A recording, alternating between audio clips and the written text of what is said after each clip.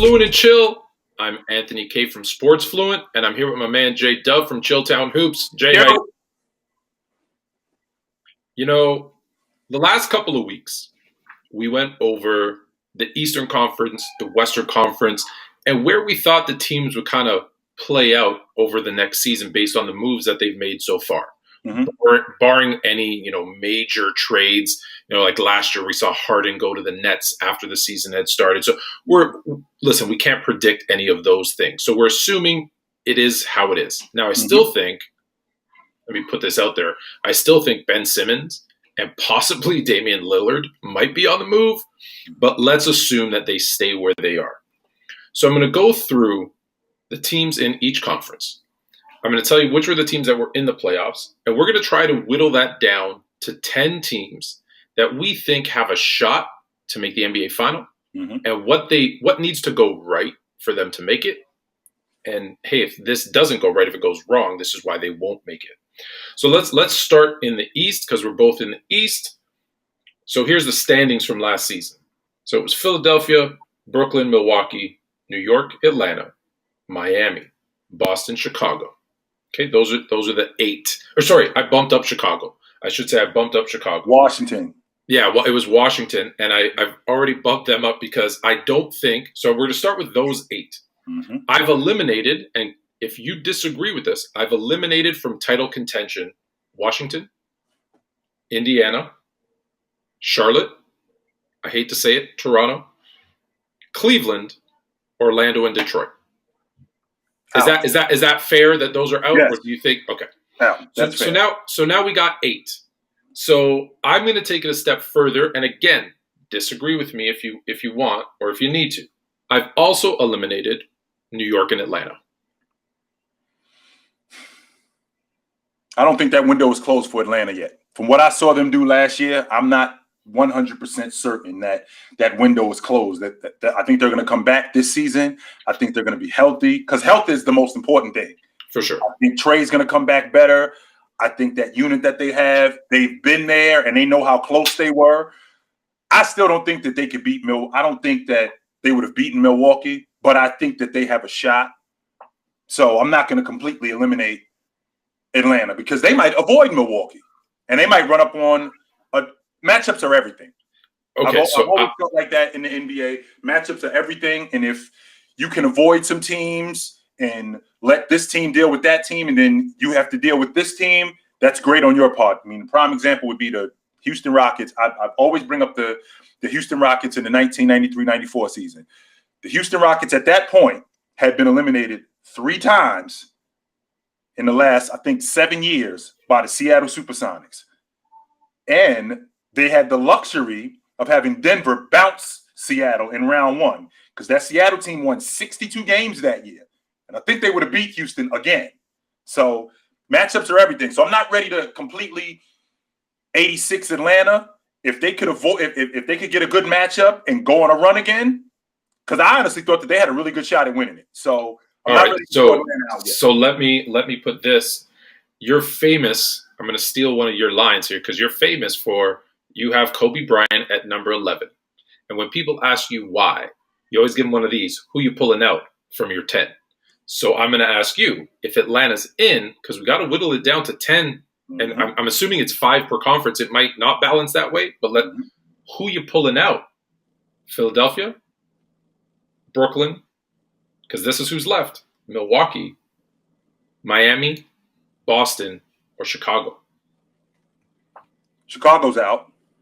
That's number 1. Because you think Chicago's new team with DeRozan, Ball, Vucevic, Levine, we just don't know what they are because we haven't seen them play together, or you don't think they have enough talent to compete in the East? Well, I don't know who they are. I haven't seen them guard. I know that they're buckets. Okay, I know that DeMar DeRozan is 22 a night on a Tuesday. Pencil him in for 22. I don't care where he is, whether he's in San Antonio or he's in New York. Pencil him in for 22 a night. So I already know that we're getting that from him. The question is can you guys slow teams down? Atlanta has proven in the playoffs when they're healthy, they can guard, they can rebound, they can defend in transition, they can make open shots with the best of them. Now, being good isn't good enough, Tom. You need some things to go your way. So Milwaukee proved that with being healthy and staying healthy. You know, Giannis ended up getting hurt, but it wasn't nearly as bad as we thought. I thought he was done for the rest of the playoffs. Yeah. But if you could stay healthy,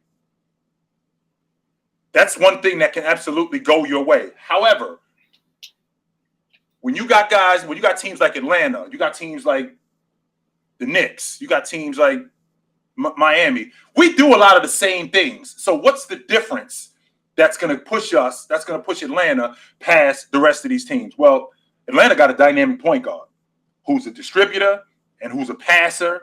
I think he's an elite player. Kyle Lowry is on his way out. I don't think he has that much time left. I think Kyle Lowry probably got about 3 more years left at this level.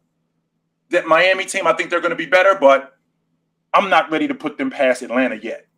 I'm not ready to put them past Atlanta yet. So let's start with the ones we agree on. We agree Milwaukee's in the conversation. Do we agree the Nets, obviously if healthy, are in the conversation? You've convinced me on Atlanta, so I'm gonna put them in the conversation. Is New York out? Are we agreed that New York is out? Probably I think for title contention. better, but I think New York gets better, but they're not in the conversation of winning it. No. Okay. So we come down to these. We've got 2 spots left, and we've got Philadelphia. We've already said you feel no to Chicago. I'm not going to argue with you on Chicago because Chicago, to me, I feel like they're going to be a nice team. But you're right. I don't know. Will Ball be a good enough outside threat to allow DeRozan to do what he needs to do because he's a mid-range player? And will that give enough spacing for Vucevic to do what he does inside, outside? And then, again, give Levine his driving lanes, who's an underrated shooter, I think, too. So maybe he's maybe, if I can say this, he's the X factor in the spacing of that team. Correct. So we'll leave Chicago out for now. So we got 2 spots, Philadelphia, Miami, Boston. I still think that Boston is – I want to put them in it because they've been to the East Finals twice in the last, 4 years? And what they have as a unit, I still think they're a year away. I do. I'm not ready to put them in. Miami's got a vet unit. So with the vet unit that Miami has, I'll put them in with Atlanta. Okay. I love Boston, and Jason Tatum is my favorite player under 25. But I still think that they're a year away. I don't think they're ready yet. Okay. So let's start there then. So we got these are our 5. We have Philadelphia, Brooklyn, Milwaukee, Atlanta, Miami. You've already talked about Atlanta. We already know what they need to do, right? They need to stay healthy. Trae Young needs to be the leader of that team. A couple of the young guys need to step up. Okay, you're chomping at the bit. Go. Well, Tom, the thing I'm thinking about how Atlanta dealt with Philadelphia. And I know I'm high on Embiid, and I know I'm high on what they're doing with Doc Rivers and Tobias Harris, but they've proven to me with Ben Simmons that they will go to pieces. So I may have to take Philadelphia out and put Boston in. Even though I'm not sure that Boston, I still feel something in me tells me that they're a year away. However, okay, so let's do it this way. We'll just go. We'll. Hey, we said 10. It's our show. We could do 12. There's no one telling us not to do 12. So let's start with Philly. So for Philly to make a playoff push, you need Embiid to stay healthy, obviously. And for me, I think it really the linchpin, if they don't make a trade, it's Ben Simmons. Can he shoot even a little bit? And then they have that's their shot, right? If they can get offense, and when I say offense, I don't mean driving and dunking or driving and dishing it off when you should have dunked, not taking a shot at Ben, but right, if they can get outside shooting, is there anything else that would stop them from making a legit shot at the title? That's Ben Simmons is the difference. They replaced Dwight Howard with Andre Drummond, so they've shored up that backup center spot. The difference with them is Ben Simmons. If he is mentally correct and he can knock down a mid-range jump shot regularly, because his game outside of that is unquestionable. He's one of the better defensive guards in the game. He's one of the best defensive backcourt players in the game. He's one of the best distributors in the game. The question is, offensively, can he put it together mentally? Now, if he can do that, I mean, they did. If I'm not mistaken, I mean, they did finish with the number 1 seed in the East. They sure did, and that was with Embiid. He didn't miss a lot, but with Embiid missing some time too, right? I think he missed enough time that he lost what should have been his MVP. Cost him the league MVP. Right? He missed almost a month. Cost him league MVP.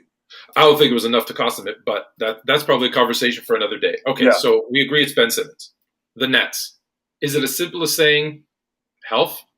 Yes. Like if they're healthy, they've got a shot, right? Not just health. I've said this to you before, Tone, and I can't reiterate it enough. I know who KD is. I know who Irv is. And I know who James Harden is. He's shown me who he is. But do you? Yes. But do you? Because yes. I was with you to a point because I thought I knew who James Harden was. And when he went to Brooklyn, I said, this thing is a powder keg. And I gave them a month before we started hearing, the rumors and the tweets and this guy hates that guy and these two are button heads in practice. And, before we saw that, James Harden really surprised me by saying, you know what they need from me on this team is for me to kind of step back, pardon the pun, and be more of a distributor and run this offense. And when they were all healthy and he did that and he took that role on, they looked good. So that's why I know what you're saying. Like when I see him in the playoffs, this is what he's done. But I feel like those Houston teams, look, he was set up to play a certain way, and he did it, and he did it very well. I don't know if I'm the minority or the masses when I say I knew that wasn't a style of play because I saw it in Phoenix with D'Antoni. That's not a playoff winning basketball. It wins a lot of regular season games. It's not playoff basketball. So that's why I say I knew who he was in Houston. He surprised me in Brooklyn. And so that's why I'm like, I hear what you're saying, but I'm kind of like, well, can he do it for a whole season and a whole playoff run? I don't know. But if he can, that's where I kind of differ from him because I'm like, I know what you're saying, but here's the problem I'm having, Tone. The issue that I'm having is what year are we in with James Harden? We're in year 13. This is who he is. We're not going to now. It sounded good initially with Kyrie Irving saying you're going to play the point guard, I'm going to play the shooting guard. Of course, that sounds good, and the reason why that sounds good is because this guy is getting on a championship caliber unit, especially coming from Houston, who he had made it clear we're not a very good team. So I'm going to do everything that I can for this thing to work because I have to prove that I made the right decision. However, you still are who you are. And we saw him break down. We saw who and we've seen this over the course of years with him. Nobody has ever questioned James Harden as a player and what he could do. But when we go deep into the playoffs, around this time, at this juncture of his career, we've seen him break down. Not just physically, we've seen his game break down. And until he can show me that he can sustain that, this is who he is. So I know who Irv is, I know who KD is, and I know who James Harden is. All right. As I mentioned, unless there was anything you wanted to add about Atlanta, I think we've covered Atlanta and what they need to do and what they got. Mm-hmm. So let's talk about that veteran Miami team. It's an interesting one because I know that Kyle Lowry and Jimmy Butler, they're tight. But interestingly enough, he was also very tight with Goran Dragic. Mm-hmm. So I wonder how that changes up the chemistry because he's bringing in another guy he likes, but how does it affect the rest of the team? That being said, I also understand that is Kyle Lowry a huge upgrade from Goran Dragic? That's debatable. I think he's an upgrade. Is he a big upgrade play wise? Again, debatable. But he's been to the mountaintop, right? He knows what it takes to win. He's that guy that does all the things that don't show up on a stat sheet. So I think between him, Butler, and Bam, they've re-signed their other guys.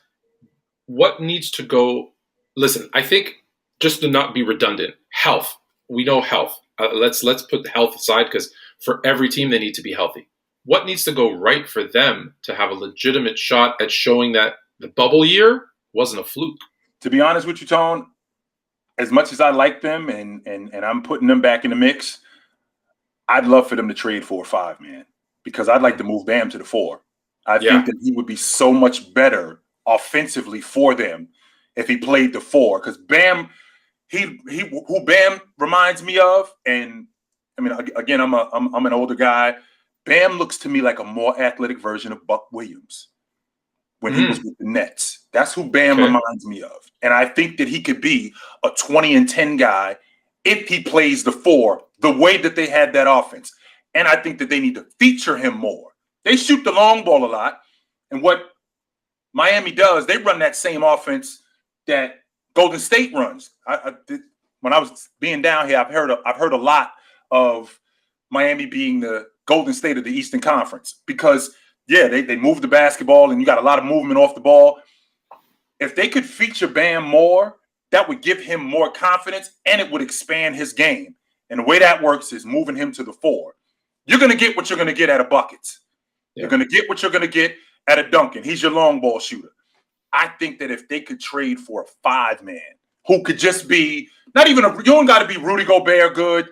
You don't have to be Cat good or anything like that. If you could be like Robert Williams from the Celtics good, where I got a rim protector, I got a rebounder, and all Bam can concentrate on is getting buckets and being a defender that he is.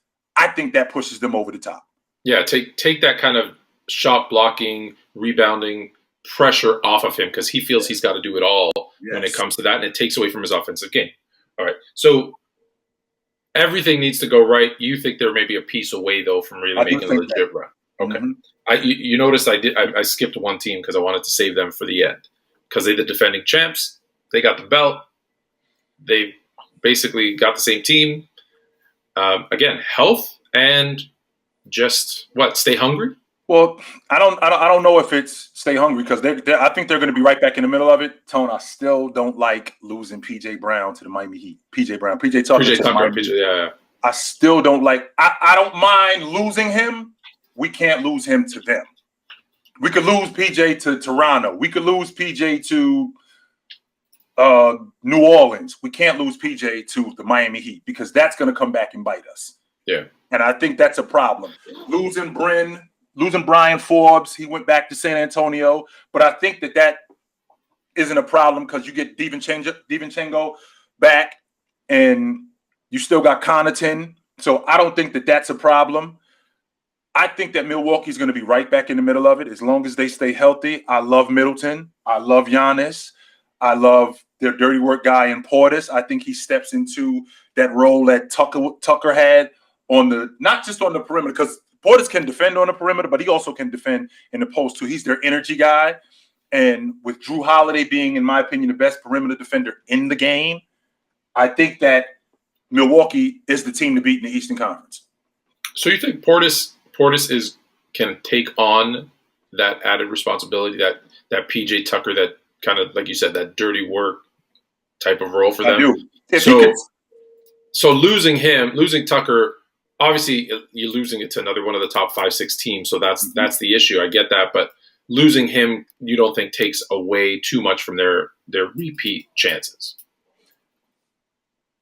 I don't think it takes away that much. I just don't like them losing to Miami. Yeah. That's my issue more than anything. Okay. We both have the Bucks, coming out of the East again? I do. Okay. Now it gets tough because now we're going to flip over to the West. Mm-hmm. And I'm going to start at the bottom this time and make it easy. Again, argue with me if you feel I've got Houston out, OKC out, Minnesota out, Sacramento out, New Orleans, and San Antonio out of title contention. So any one of those teams you think makes a leap into that conversation? None. Okay. Absolutely none of those teams. No. So now let's start. Utah we're going to go through where they finished last year. So it was Utah, Phoenix, Denver, Clippers, the Mavs, Portland, Lakers, Memphis, and Golden State. Mm-hmm. So you got 9 teams there. We need to start eliminating them. Mm-hmm. For me, Memphis is out. Memphis is out. For me, I'm going to get a lot of hate because I spent a lot of time there. Portland is out. To be honest with you, Tone, and I don't care. I wouldn't be surprised if Portland didn't make the playoffs. That wouldn't surprise me if they didn't make the playoffs this year. I have them in the play-in because I have them dropping from 6th. Mm-hmm. So now we're left with 7 teams: Utah, Phoenix, Denver, the Clippers, the Mavs, the Lakers, Golden State. Mm-hmm.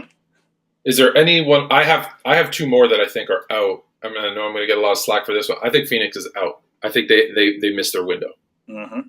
Are you with me on that one? Or I'm not ready to say Phoenix is out, Tone, but I think the road's going to be harder for them because we're talking about a team that they bring virtually everybody back with Chris Paul, and I think Ayton's going to get better this season. I think Book is who he is, and I think that it's just now a level of sustainability with him and just hanging on to that. All right, so with that being said, all these teams are coming back healthy. So the Lakers are coming back healthy. And stronger. Right. And stronger. The Nuggets are coming back healthy. The Clippers aren't, but I think the road's going to be harder for Phoenix. I'm not counting them out. I just think that the road's going to be a lot more difficult for them this season than it was last year. Now you had you were saying that you think Kawhi isn't going to play this season.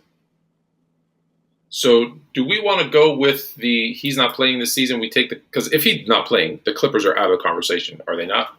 They're done. Okay, so let's do that to make it easier. So now we got because I'm trying to whittle Dallas. Here's a team that needs another piece, right? And not just a piece; they need another star. Mm-hmm. So I think for me, they're out, and I see you doing that. So you're with me. Okay, so we've got it whittled down. So we got Utah. We'll talk about Phoenix, Denver, the Lakers, and I can't believe Golden State. So let's start with Golden State because they're the one that, man, they got the most question marks. Well, although they probably have a little bit older, but a talented starting 5. I don't know if I'm ready to put Golden State in that conversation of them winning it, and the reason why is because they got a lot of holes. Yeah, they got a lot of holes. Word is Clay won't be back until December, which I'm confused what the story is with that. He was already out for the entire season, and now he's going to miss 2. 2 seasons, and now he's going to miss another 2 months. So I don't know what the story. He may be done, right? I don't know if he's done. You don't think he's done? I'm not ready to say he's done yet because I still need to see him in game action, and I need to see him consistently. I'm not just going to go off for 1 or 2 games when I see him. Let me ask you. I'm going to jump in and ask you a question on Clay then because I know you're a basketball historian. Have you ever seen a player miss 2.5 seasons and come back anywhere near what they were before? The only guy that I could think of it was close to that. It wasn't 2.5. It wasn't that long, but Bernard King missed some time, and Bernard came back. He wasn't what he was. He could still score it with the best of them, but he wasn't what he was. He wasn't close to what he was. I mean, Dominique missed a year when he tore up his Achilles, and he came back super sharp, but he didn't miss 2 seasons. No. No, and by the time he comes back, it'll be 2.5 seasons. Right, 2.5. So I'm not. I think Golden State is out of that conversation of winning it. I don't think that they're in it. But I do think that they're going to be competitive.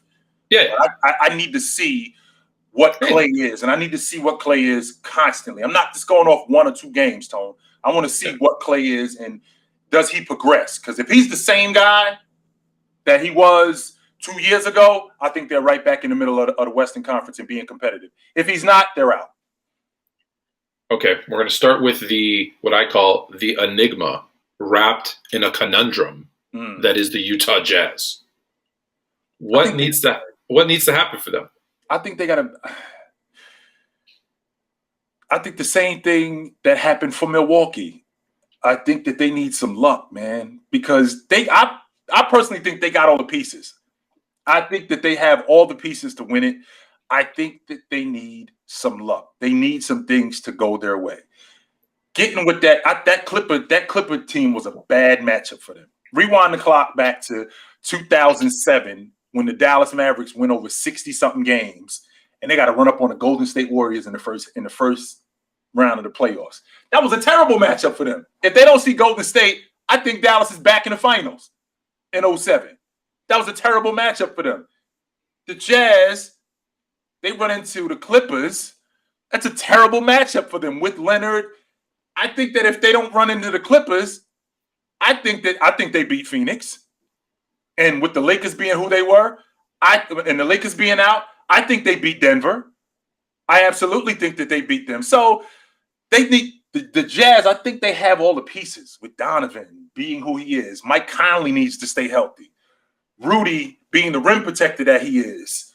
O'Neal and Ingles being the role players and Clarkson. I think they have all the pieces. Now they just need some things to go their way.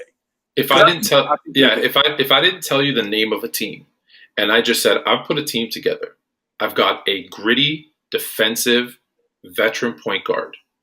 Again, if healthy, I've got a scorer. I've got a defensive player of the year candidate every year that he plays, a rim protector, a big man, a center. I've got outside shooting, and I've got a healthy bench. And they were the number 1 seed. Would you ever, if you didn't know it was the Jazz, would you ever doubt me saying, yeah, they have a legit shot at the title? And yet, because it's the Jazz, it's a question mark. If you didn't say that they had a legit shot at the title, I'd be thinking, what's wrong with you? What's wrong with you? What are you talking about? So it's. I think you're right. I think we forget because we live in this era of, hey, just throw a bunch of talent together and they'll figure it out. Every title in every sport requires talent, a system, role players playing and knowing their role, and luck. We always forget about that ball bouncing, those 50-50 balls, right? Can you make them 51-49? Because if it bounces your way, if another team has an injury here or is a little hobbled there or has an off night, all of those things have to work in your favor. And, I don't want to, we're going to talk about football on Friday, but I'm working on a project right now because someone asked me, and it's a tough question, make me an argument why Tom Brady isn't the GOAT. And so I'm going through and I'm looking for those, hey, the tuck rule, the last second field goals, that, you have to find those little things that if they go the other way, we're not talking about these guys. So for Utah, I think they just keep doing what you're doing and hope you get those breaks. Make sure you get those 50-50 balls. Make sure that you're the grindiest, the hardest working team. Don't get outworked, right? Because that's another thing we see is talented teams just coasting. Listen, in today's NBA, you can't coast. You will get, and that's not Utah. Utah is not that team. No, I know they're not. I'm just saying, you don't work though. Someone's eating your lunch. So yes, they are. So Phoenix, we talked about, they need to stay healthy. Ayton has to take a step up. I think Booker has to play better in the playoffs. Not better, more consistent, right? I'll give up a 50-point game and then a 10-point game if he gave me 20-30s. Because I think with him it's that consistency and his efficiency. Right. But yeah, you're right. I think they're good enough talent-wise. Right. So we go to the third one. So we're going to talk about Denver. Denver has as much talent as anybody. They've got the reigning MVP, whether you agree with the selection or not. Jamal Murray, we're assuming is going to be back and healthy. Mm-hmm. What is it? Just, hey, they've matured a year and now they know what the playoff grind is like? Is there anything else that needs to happen for them? Well, MPJ needs to take that jump, and I'd like to see him become more of a defender. I'd like to see him get stronger. I'd like to see more expansion in his offensive game. I'd like to see Bol in the lineup more, because that Denver team, they got a multitude of talent, right? And Malone's a great coach, I think. Losing Murray, we're talking about a team that was in the West Finals the year before. And if Murray is healthy, I know Phoenix swept them right out the playoffs. So they were clearly better. But they're another team like Utah where I think they got all the pieces too. I think that MPJ, I think that he needs to take – I look at him like I look at RJ Barrett. You can't come back next season the same dude you were. You can't. Right. You have to be better than what we have to see improvement from you in order for us to get better. And if we don't, then we got to start looking in another direction. So he's got to come back better. I think Joker is who he is. I think Will Barton, I think the talent level that they have, I think it's all there. I think that they just got to put it together and put it together on a consistent basis. And I think that Denver is I don't know when Murray's coming back. I think Murray will be back. I think he'll be back on open. If he's not back on opening night, he'll be back before Christmas. If he's sharp and he's not playing tentatively, I wouldn't be surprised if Denver was right back in the West Finals again. That wouldn't surprise me. You're not gonna get an argument from me because I think that's what hurt them last year. I think if Murray doesn't get hurt, we're probably having a different conversation this year. We are. So the last one, this is my favorite one. Los Angeles Lakers made a lot of moves. You're bringing, again, I'm going to say it for the fourth time in this conversation, assuming healthy, right? You're bringing back LeBron, obviously AD, which was enough, right? I think they realized they didn't have enough in a way of kind of backup centers. They brought back Dwight. They add, what's that guy's name? I think he gets a couple of triple doubles here and there. Russell something, Westbrook, I believe, right? They bring in another superstar, but then they also get like Nunn, Carmelo, like they bring in a lot of Monk, Ellington, just so many pieces.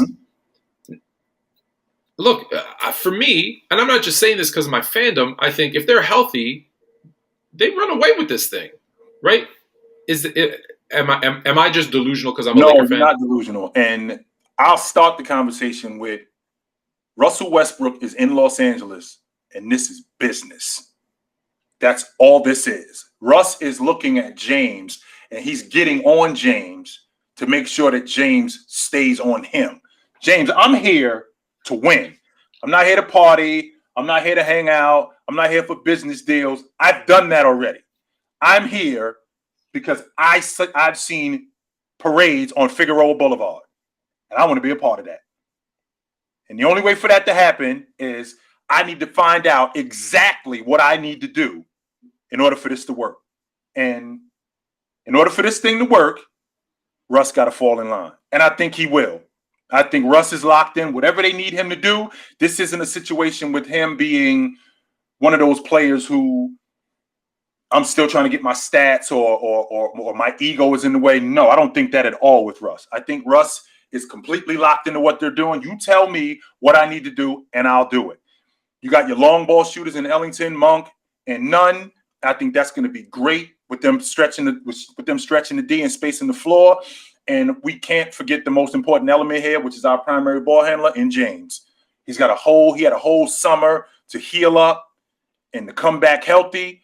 And with him ready and with Anthony Davis ready, I think that they're the favorites in the Western Conference. When you make as many NBA finals as LeBron James was making in a row, playing the Olympics, doing all those things, your body, it takes a toll on your body. Last season, we know James was very vocal about this shortened off season. He's got, not that he was making an excuse, but he's got no excuse now, right? I hope that he's rested and ready to play. I think same with AD, because AD's hearing, people chirping that, always hurt, always. I hope he puts that chip on his. I love players with chips on their shoulder. I hope he puts that chip on his shoulder and says, "Hey, I'm going to show these guys that I can be healthy." Mm-hmm. In terms of Russ also hears this. We've created a narrative that if you don't win a chip, your career isn't, it's good, but if you don't get that ring, it don't mean a thing. Right. I stole that. I believe that was LeBron's line too. So Russ knows he's going to come in with I need to do that. Then you get a guy like Carmelo living in the shadows, right? Being drafted, being skipped over for Darko. Like that should be a big enough chip, but living in the shadow of LeBron, let's be honest. He was the best player in college. And he knows I need to be that veteran leader that plays my role and shows these other guys what to do because he needs his ring too. These guys understand maybe more than any other generation their legacy. Right. To that end. There's another guy, I spoke about him before, but LeBron. Mm-hmm. He knows his legacy. He knows that if he now with this team, if he doesn't take them to the finals, he thought he was getting hate before. If they don't win the final, he's going to get or if they go to the finals and lose. Not for people he cares about, not for people, but I feel like he knows what's going on. He knows that narrative, and it's important to him, which is okay. And then my last point, I'll let you. It's a lose-lose situation with him, though, Tone. Because if he takes them to the finals and wins, they're gonna say, "Oh, super team." Yeah. If he loses, how could you lose with these guys? And so it's a lose-lose situation. For me, if I take, I don't believe in super teams, but if I take a super team and win, I'll deal with that. I don't want to take them and lose. Right? That I'd rather have the win, because at the end of the day, I can look myself in the mirror, I can look at that ring and shrug my shoulders. If I lose, it's going to bother me. Mm-hmm. So my more point is that he's aware of his legacy, so he's going to be motivated to do this. And then the last piece is these other guys, the guys you mentioned, the Nuns and the Ellingtons, and who signed like these minimum deals. They didn't sign those deals because they just wanted to, enjoy the palm trees and the beach. They signed those deals because, one, winning is important. We undervalue winning, which I can't understand. Winning's important. Getting a ring is important. And let's be honest, those guys are young enough that if they get that ring in LA, guess what happens next year? They can either re-sign with the Lakers if they feel they're going to run it back, or they get their payday. They get their payday. And listen, I'm all for it. Look, it's a capitalistic country. If someone tells me no player is worth $30 million, listen, every player that can get $30 million is worth $30 million, because you're worth what someone will pay you. And getting it too. And I'm not saying no to. And I'm not saying no to. So they know. They're coming in motivated to say, hey, I need to play my role. I need to do what's necessary to win above my ego, because it's going to equal a title and a payday at the end of the day. And those leaders, Carmelo and LeBron, et cetera, are going to tell them, hey, you came here for a reason. Yeah. Stop doing, if you're doing something wrong, stop doing that. You came for a reason. Right. And so I just think all the pieces are just there together. Again, makes me happy. But even if I wasn't a Laker fan, I'd probably be maybe not as enthusiastic, but I'd be saying the same thing, is that they've got the makeup of a team that could like run away with. We'll talk about 10 years from now as, wow, that team was so good. And I hope that's a conversation. Yeah. On that note, that's the end. So we've got, I guess I should ask the question. So we got the Bucks coming out of the East. I guess I didn't ask. I've obviously got the Lakers coming out of the West. Who you got? If the Lakers are in the finals, I got the Lakers winning the NBA championship. I'm a happy man, and we're not even touched the preseason yet. So Lakers and Bucks, Lakers and 6. I was just gonna say, I'm gonna throw it out there. Lakers and 6. That's what I got. So that's it for this week on Fluent and Chill basketball. Yeah. On Friday, we're gonna do this. Who are the 10 legit NFL teams that have a chance at a Super Bowl? And I think it's going to get a little bit messy, because I know we disagree on some teams. So join us for that. You can find it on Chilltown Hoops on YouTube, Sports Fluent on YouTube, and you can find it on sportsfluent.com. Till next week. Take it light. Take it.